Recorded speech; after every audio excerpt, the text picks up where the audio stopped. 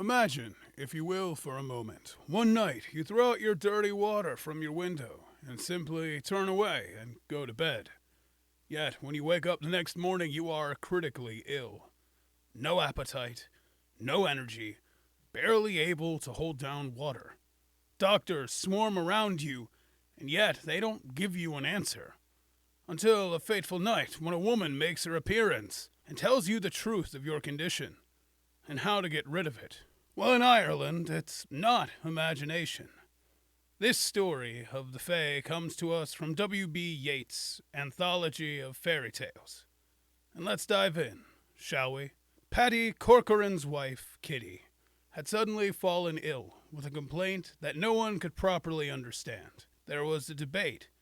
Was she sick or not sick?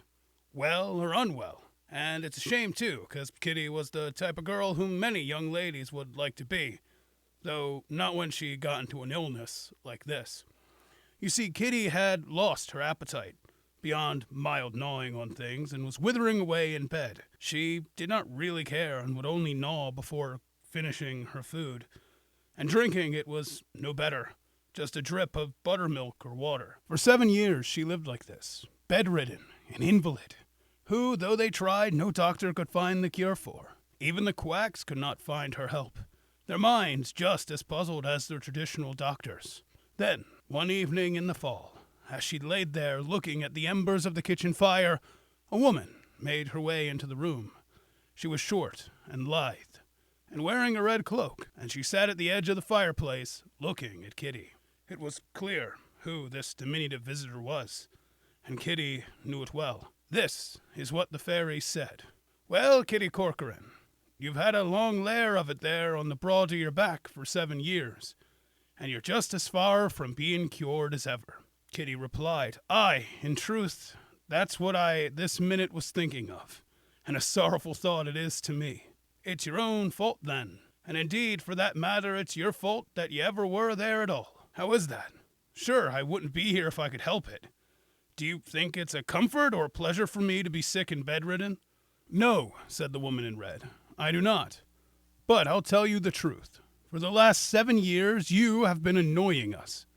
I am one o' the fair folk, and as I have a regard for you, I've come to let you know the reason why you've been sick so long as you are.